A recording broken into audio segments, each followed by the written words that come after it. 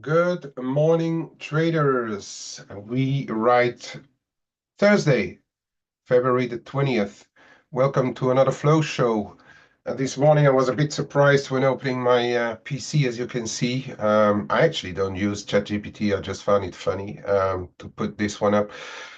But there's been a lot going on, and there has been a massive amount of headlines coming out since we left each other yesterday. So I'm going to try to recap a little bit what's been said and commented yesterday and overnight. And obviously, we have to start again with the Trump, Ukraine, Russia, China geopolitics again, because there's been a lot of comments out yesterday and overnight.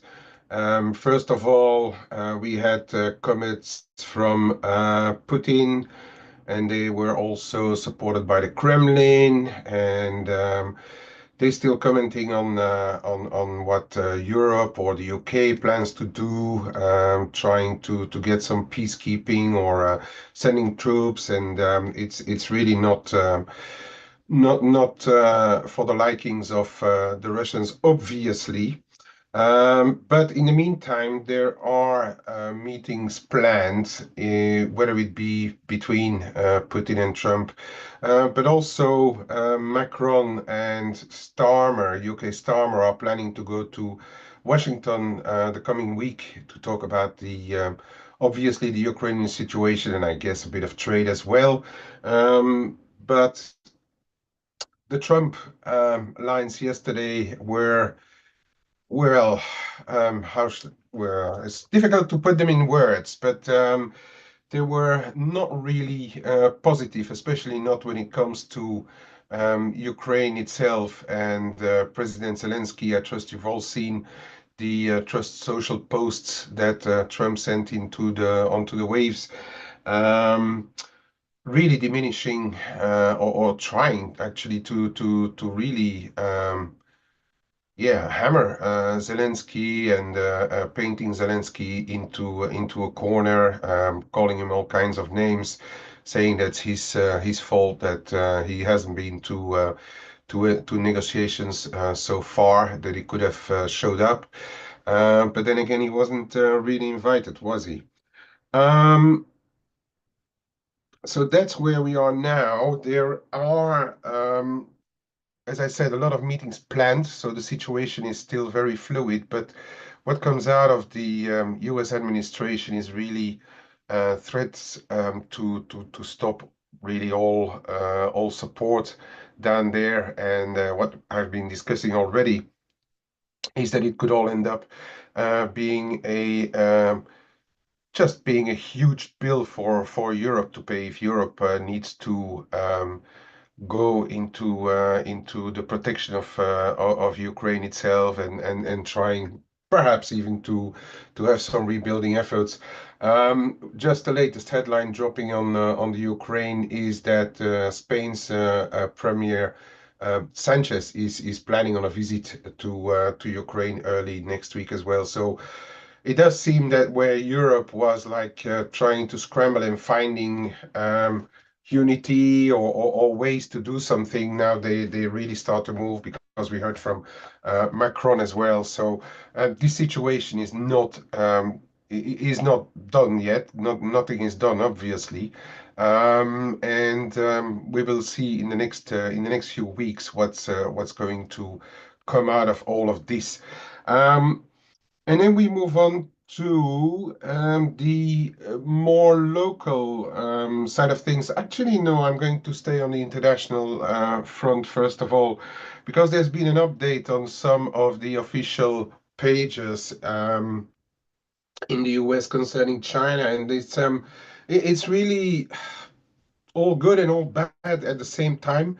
Um, First of all, those updates on their webpage, they were talking about the trade deficit, about practices in China not being right, etc. But on the other hand, Trump is saying that there is a deal possible with China and that Xi is a good mate of his. So um, it's still an ongoing situation there. But and I want to come back just very briefly to what I thought that may happen this year. And if you go back onto our Forex Analytics webpage, you will find those expectations of us on there, where there would be a lot of twists and turns. But my view was that with China, in particular, looking at the relationship, which is not always laid open on the table or for everybody to see, but the relationship between Trump and Xi is less bad than it really seems in my opinion, and there could be a possibility for a trade deal coming. The market is trying to react to it. I may have a quick look at the dollar China a little later. Um, but it does seem to start to shine through that there may be somewhere down the line a deal coming there. At the same time, China is trying to talk sweet to the European Union because who says tariffs says, of course, they need to find perhaps other avenues to sell their products. So they're trying to play the different sides of the game, and also trying to lure the European Union to find some deals over there. And I think I've seen one of the officials that is very soon going to talk to Chinese officials as well. So this situation um, could could actually end up being, if we look at it from a neutral point of view, not too bad for China because they could have some half victories here and there. But that still remains to be seen, obviously. But it does seem to filter through that people are trying to talk to each other on that front as well. So. Regarding those trade plans, EU Sefcovic was also on the wires, saying that he doesn't. Well, the EU doesn't think that the trade deal with the US is unacceptable right now, but they want to continue to negotiate with the US on level playing fields, and they are interested in making deals for mutual benefits. And a little bit of sideline, we had a headline dropping this morning as well in from the Mercedes-Benz CFO saying that they have the potential to localize production into Tuscaloosa in Alabama, and from there, from the US, they would export then top-end vehicles to China and SUVs to the EU. So it's another sign that Trump is sort of getting where he wants to get with a lot of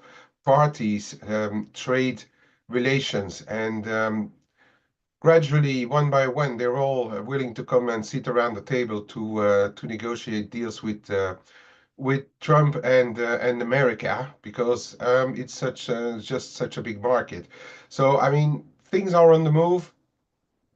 And it does look that if we look at from the deal-making point of view, Mr. Trump is kind of getting where he wants to be.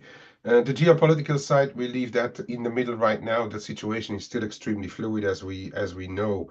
Um, More on the local side than in the US, because there were, like as I said, a heap of headlines dropping. Um, Trump said that his administration is considering returning 20% of savings identified by Elon Musk's Doge to the Americans, and that would be going towards paying off some debt.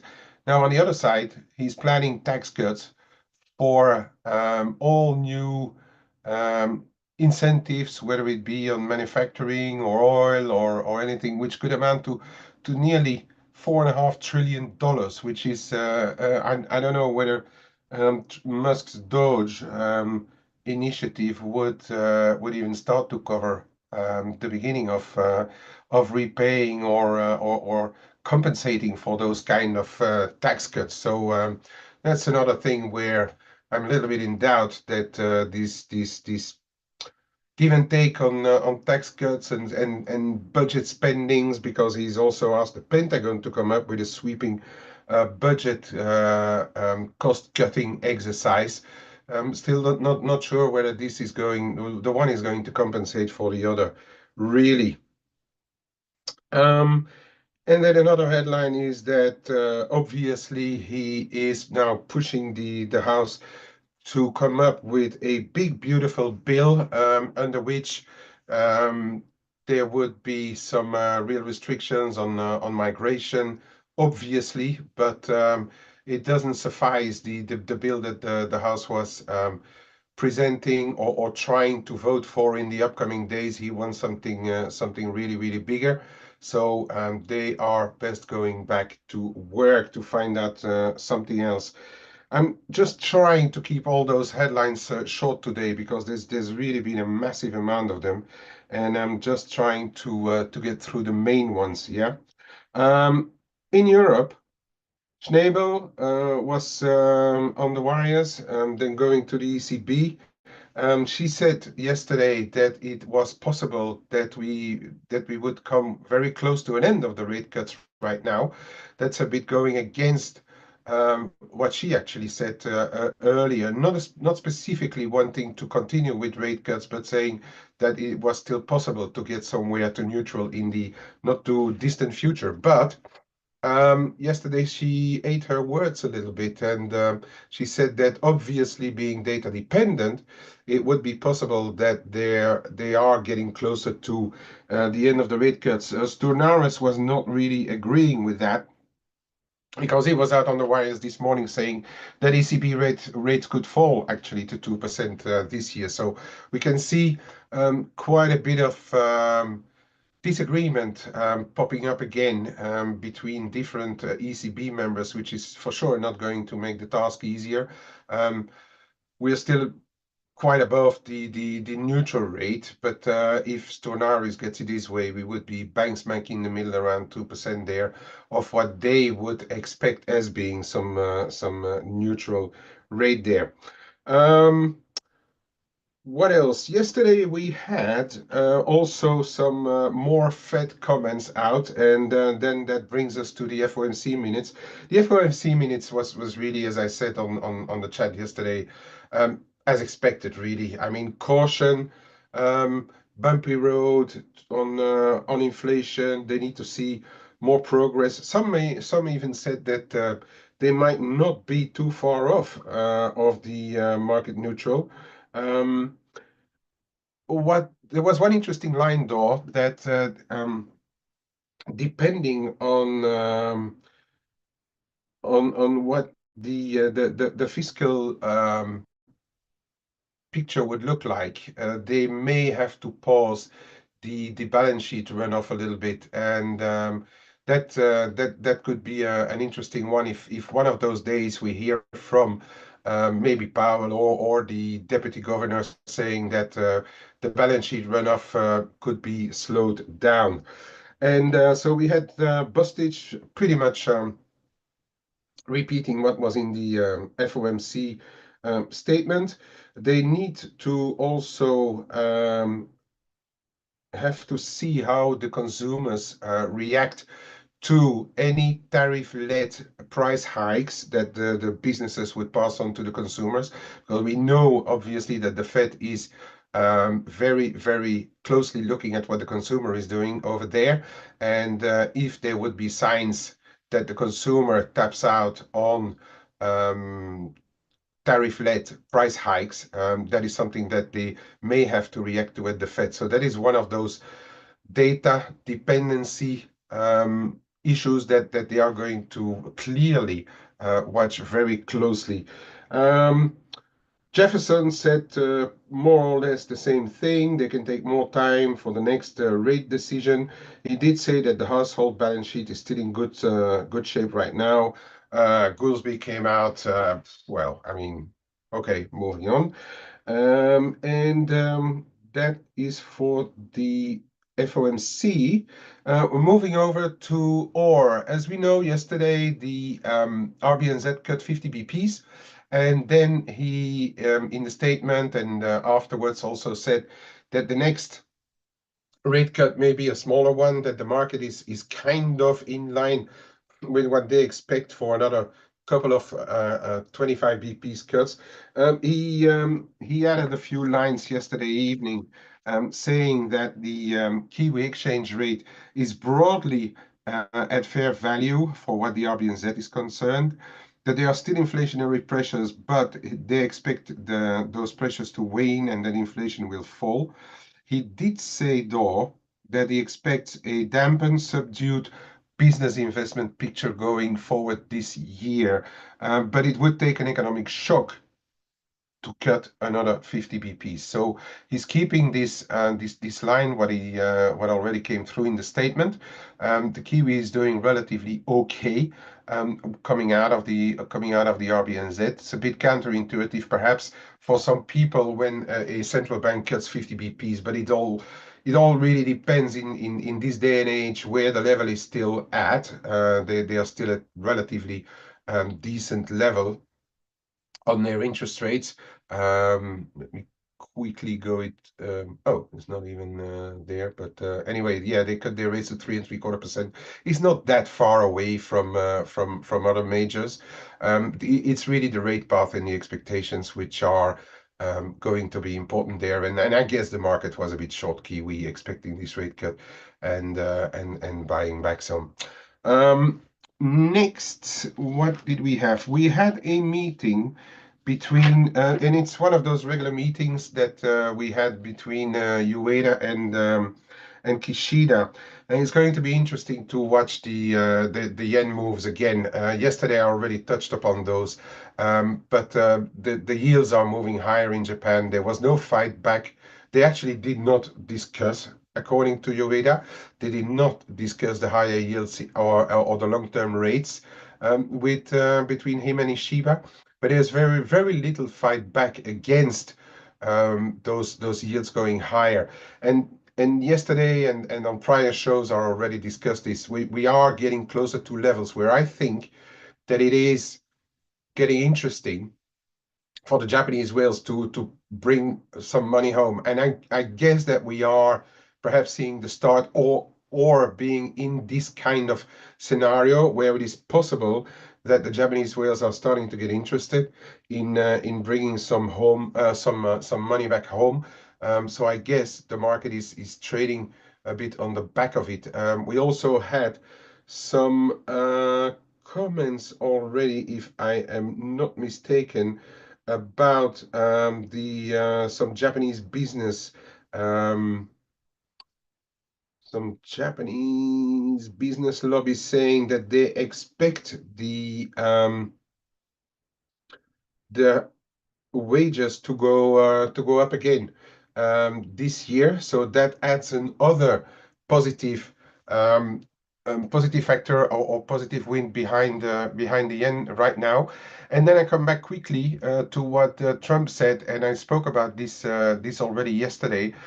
There are talks to revamp those Alaska oil and gas fields, and Japan is a partner in those projects. So this could be very interesting as well for the Japanese if Trump, as he said yesterday as well, is going to revamp those projects. And he even said that revamping Alaska would feed the whole of Asia in oil and gas. If you are a partner of the project, now obviously remains to be seen how this is all going to go in the end, whether he's going to allow the Japanese to be a partner of this.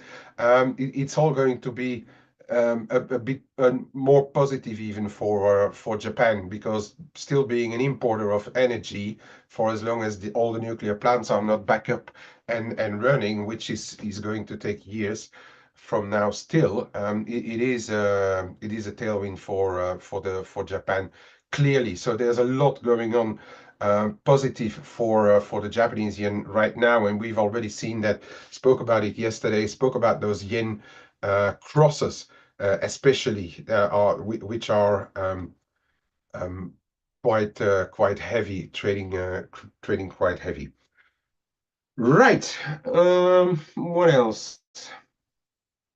I think I'm through the major headlines. There is some talks in the EU, and that's the last thing I'm uh, I'm I'm, I'm going to talk about. Just the headlines before diving into the data. The EU Digital and Security Commissioner Virkkunen said that the European Commission will this year propose at least five packages to ease digital regulation. We know how quickly it can go in Europe. That means those packages are probably going to see the daylight in the next years, not this year, but at least they are trying to come up with some plans. Yesterday as well, on the defense side of things, um, Ursula von der Leyen said that the EU is looking at using 93 billion euros of unspent COVID recovery funds for defense. So a lot of things are moving in the EU, but we know how the EU has difficulties to agree between all the countries. So this thing could really take a lot of time before materializing. Right. Enough on those headlines. Let's see what the data have brought us yesterday. First of all, had a well, that was out during phase. We saw a setback on those housing starts, but then if you look at where they were before, we had a bumper month in the January data, which was a lot bigger, as we can see, than the prior average. So this is just a bit of a setback. I wouldn't read too much behind this setback right now. We will have to see, obviously, how this develops. But for now, it's just a setback and a bit of a give back after a bumper month. For the rest, nothing much going on. I spoke about the RBNZ press conference. Atlanta Fed GDP now, we know that it's revised nearly every week. So moving on from that one as well. A bit of a weaker 20-year bond auction did not really impact much. This being said, it just was sufficient to probably get that last little leg or that last little squeeze on the dollar, as we have seen, but from really stabilized afterwards. The FOMC minutes, same kind of impact, not a lot, barring a bit of an algo blip. As I said, there wasn't too much to be expected because we heard already a lot about from all the Fed members. Okay, this foreign bond buying. Okay, we had the week before last. These are last week's data. Okay. And we had the week before last a big number. That was the last spike in dollar yen. This number is going down. Watch this number, because if it starts to turn negative, it's going to be another tailwind for potentially for the Japanese yen. Okay. Moving on to today, Aussie unemployment data, pretty decent number. We also had mild revisions higher as well on the prior data, but very, very mild revisions. It's a good thing that it is a full-time employment change, taking everything, because that's a change from last month. Okay, so that is really a positive. Yes, the unemployment rate rose 0.1, but the participation rate also rose a little bit. So those two are kind of linked. And so there's not too much of a big surprise. If we start to have like variations of 0.3, 0.4%, then we can perhaps look at a new trend or so. But this is still very much stable. So the Aussie did relatively well. came back from support levels as well, as we will see with the rest of the dollars. China left the loan prime rate unchanged as expected. The PBOC also came up saying that they are working on plans to revamp the real estate development market. They are building new models to support it. Remains to be seen whether that works. But in the meantime, the Chinese markets were doing pretty okay. Obviously, also helped by the fact that Trump. Refreshing. Sorry, the Trump Refreshed. may at some stage discuss trade with Xi.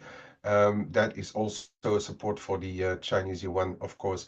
European, here the German PPI. Well, it's Germany. It's going to take a bit of time to come off the ground there, and that for the time being is about it. What are we getting a bit later today? The weekly jobless claims. Mexican retail sales as well. The mix back a little bit under pressure from support levels in the dollar mix, as I may show as well a little later. So those numbers could be relatively interesting, although they are December numbers. And I just want to reiterate that since Trump took the seat and since inauguration, all those data could change extremely quickly. Jobless claims, unless we get a big variation moving on, this may be an interesting one because it's February data, and those are data from after the Trump inauguration. So we are going to find a first indication about what the manufacturing sector may think about this new Trump version 2. So this one could be could be a bit of a mover. I don't think it's a trend maker, but it could create a few waves. All right. Then we will have another Goolsby. Moving on, we will see what the oil data. I guess, yeah, the oil data should come out as well today, and we have some auctions as well again today, under which the 30-year tip auction that could be rather interesting one to watch. What else? Oh, tomorrow we will start. Tomorrow is PMI day, so that is something that we are going to look out for as well on the PMIs. They've always been movers, so get ready for a PMI day tomorrow and starting overnight or tonight with the Aussie PMIs. Right. Let's look at the fun bit, the trailers. Gold, you get on a bit of a lower, but a bit of a lower one. It's pushing on. It's pushing on. There's a few bits and bobs going on in the oil market about those physicals versus futures versus spot, etc. And some are starting to try to fish out whether or when rather these discrepancies could come to an end. Some are saying that we may get close to the end, and they are starting to they're expecting basically gold to start to slow down and maybe see a setback. In the meantime, I'm going to go even on a shorter time frame. Look at what happened yesterday and overnight. We had another Asian session of buying, and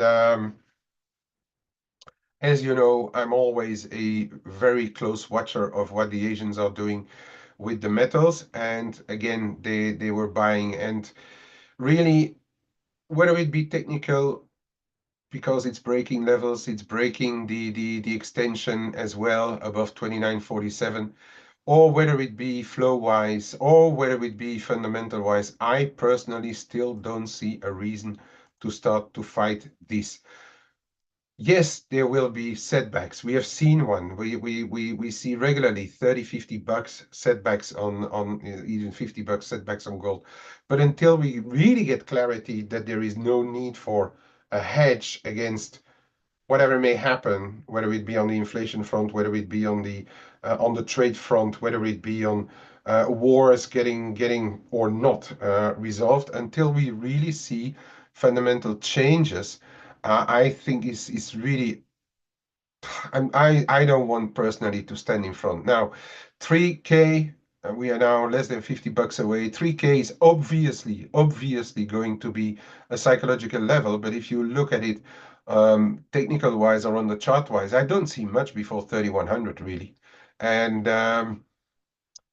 could it be a blow off top coming? Yeah, it could well be if there is this if it's linked to those discrepancies between physical and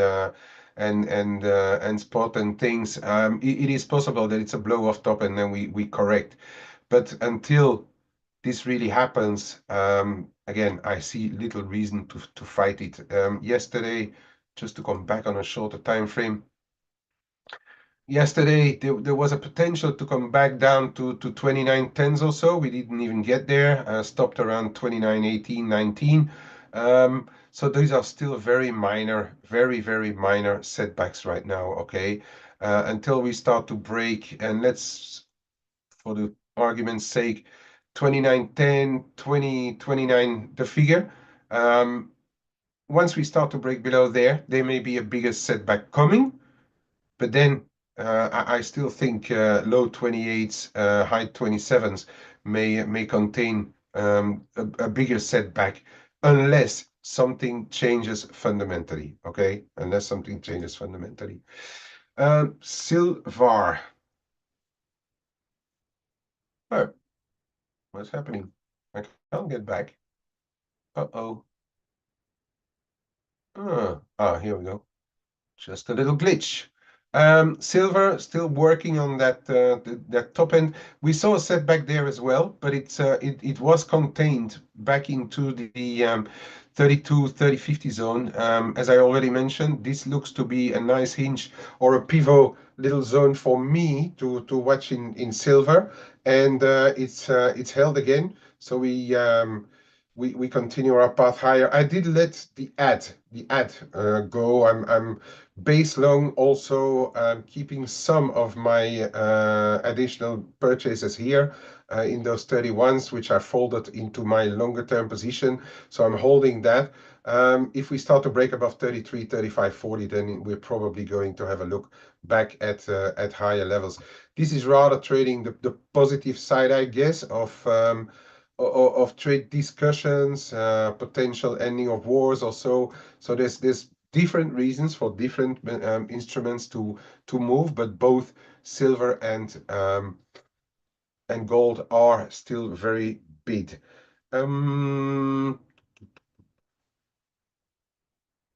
Now then, okay, before I look at the dollar yen, just looking at what's happening on the yen yields, and I'm just going to take the 10-year. I've always said that if we get close to the 150, I expect the Japanese whales to get pretty interested in starting to perhaps repatriate a bit of money, and gradually,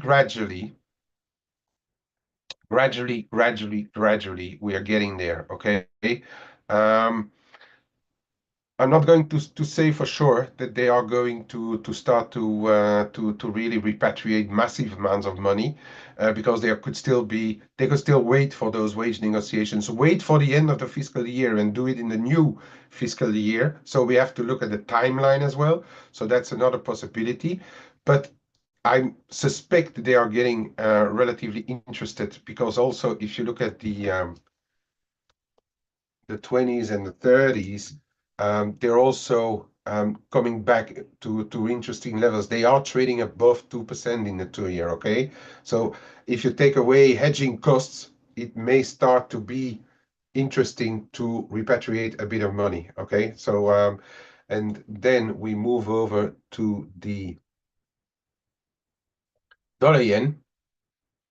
Dollar yen, euro, dollar yen, yen crosses have all pretty much made the same move, although the dollar is giving back a bit of its shine today. So yen crosses may be a little bit less obvious, but they are all on the move. So we've broken under this 150.80, 151 that I was monitoring, and we are now getting closer to the next level of support, which is in the 149.40, 149.80 zone.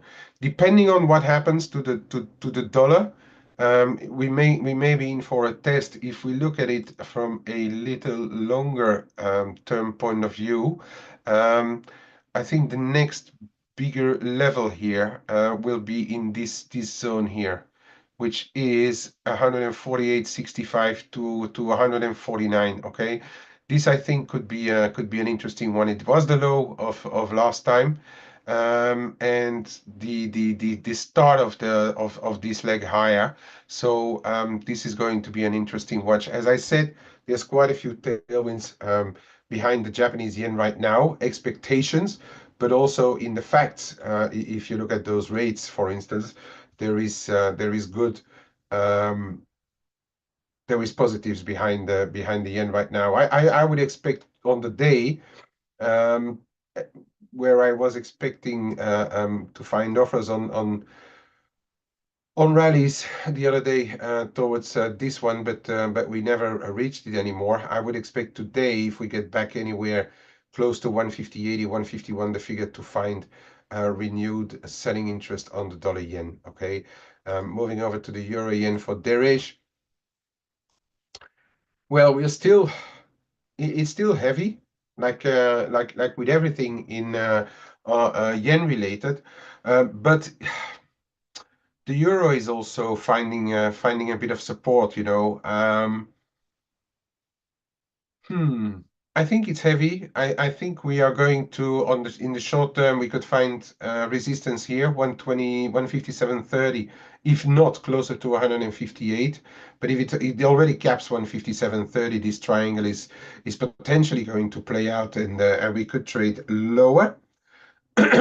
Um, if not, keep an eye on what's happening at 157.90, 158, the figure in the short term duration. Okay. Then euro dollar. Yesterday, I was saying there was a potential to get perhaps back into the 103.90 figure zone. There are, um, I mean, those trade talks. Okay, they could be somewhere a positive for the euro, and um, I'm going to say that perhaps we may have seen an intermediate bottom here, unless we see renewed pronounced dollar strength. Um, in the short term, I think we can just stabilize perhaps. Even we need to look at what we are doing here around 104, 104.50 again. It's really the bit of the pivot level for the really short term. People are still looking at as perhaps being a bullish flag also, but and I rather think that we came here on support, and then the dollar losing a bit of its shine also caused a bit of a bounce here. I'm still not a huge fan of the euro, but I'm starting to be less mega bearish on the euro right now. I still think they will pay a big price for that there's a big bill coming for related to Ukraine, but I am perhaps moving on to a little less mega bearish, but perhaps moving into a more neutral stand, and the euro dollar may reflect that. Okay, I'm not excluding that we are going to trade this range for a while. Call it 103. You can stretch it to 103.70 and then up to 105.20, 30 or so. I'm not excluding that we start to trade this range a little bit for as long as there are talks ongoing, for as long as they people in Europe try to get their act together on trade, on Ukraine, whatever. I'm looking at it perhaps from a little more neutral point of view. Sterling. We had this little setback yesterday, back below this trend line. Perhaps I should just close this one. Although in the meantime, it did show up a couple of times again. That's around 125, 85, 90 still. But this prior high, prior low here kind of held yesterday, and we're back trading around this 126.15, making up its mind. But I think in general, it's still looking relatively positive. I will change my mind if we get back below 125.40. So I'm trying to defend some smaller longs and see if we can get back above this 126.40 already. But I don't think it's going to be very explosive if we get a move because there are still too many uncertainties. It has to go above 126.60, 70 to me to really move on into the 128s. People may try to buy a break above those highs here, but I still think there is a bit of a level here waiting 126.60, 70 before we can break higher. Okay.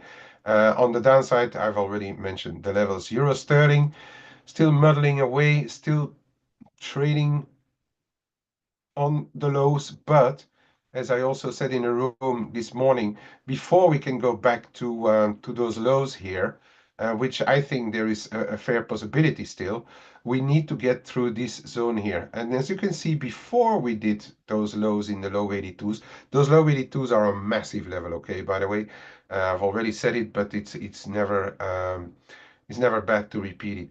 If you can see this, we had many tries in this 60-75 zone on the euro sterling. So I want to respect that. And yesterday as well, I've offloaded some because I was looking at this zone, and so I'm a bit smaller short now. I'm still a bit short. Um, pretty decent levels. I may start to look at maybe even already 82.90, but specifically if we get back above this 83.20 or so, I think I'm going to leave the ship. I'm short from a bit higher up, so that's and I've already taken some back, so that's all okay. But if we get back above 83.20, the party may be over for now. All right. In the meantime, we're still perfectly overlaying what we traded last year. Look at this perfect overlay. And so we can see a bit of a setback, which would coincide with perhaps this one, or although we could have seen this one, or we could straight away go test those lows and then put in a bigger bounce if this is a perfect overlay. Right, next, I want to look at Canadian dollar because yesterday well, I mean, every day Ryan was showing this, but yesterday we are talking about this in our room. This could have been a bear flag, but I'm not a huge connoisseur or amateur of flags myself. So we traded a bit above, but then I said, yeah, your next level is 142.40, which capped roughly this trend line cap. But the major zone here is here for me, 142.70, 80. This was identified in the room by several people, this 142.70, 80. I think for as long as there is enough uncertainty on trade, we may just stick below there for now and just start to form a new range, 141 and a half, 142.70 or so, max perhaps 140.90, 141 the figure. I don't see too much of a reason now for dollar CAD to collapse, but being below this zone is perhaps good enough to give it another try. You break, bit of a setback. Ideally, we should actually go for a test and then see if we can go down. But right now we are not getting there. What do we have on the news front in Canada? And there's something going on in Canada this afternoon, but I forgot what it was. I don't think it's that important, by the way. Aussie, Kiwi, both trying. The Aussie is holding 86.20, 83, sorry, 63.25.30. Important enough, I would say. Still a bit long. Let's see if we can get up to that 63.95, 64.15 is my next hurdle on the Aussie. Get through this 64.15 though. This could mean that we go to higher levels. In the meantime, I'm just looking at this. If we get back below this trend line, I'll be out with the rest of my longs. Take what's left on the table and just reassess everything. Kiwi is trying. Kiwi is trying. We held after the RBNZ. We held again just below 57 the figure today, and we are trying this level again. It looks to me that we are trading a bit of a wedge here, so it is possible for me to go and revisit 57.5, if not 57.70, sort of, okay? Where I think the euro crosses may not be out of the woods yet is euro commodity currencies. Euro Kiwi is trying very hard to hold the 182.0515. It could. But if it starts to break, then I think we may be on our way to low 180s. And unless very bad news on risk, I think they both, Euro Aussie and Euro Kiwi, they both could potentially try for a move a bit lower. Okay, I've been wrong in the past, obviously, but this still looks to me like we could give it a little bounce to 164.30, for instance, on the Aussie Kiwi, see if it caps, and then perhaps go for the break. Because we see a little revival of the euro right now as I'm doing the show. So those are things that I'm keeping an eye on as well. Anything else, guys? Just before I close. If not, we are going to call it a day. I'm not going to talk about everything every day, but just look at what happened yesterday in the dollar Swiss. That's the last one that I'm going to talk about today. The top of the cloud. Thanks DK for reminding me of this one. The top of the cloud around 90 and a half, 90.45. Yeah, we had this little overshoot there up to 90.50s, but we didn't close above the cloud. So if you're a cloud watcher, watch that on the dollar Swiss. It could be interesting enough around 90 and a half to see if any bounces from here are going to be kept again. And if you look at the broken trend line, it's not that far either. So we've got a couple of things to watch here in the dollar Swiss for potential tops and starting to get back down. Okay. And with that, ladies and gentlemen, I am going to call this a show.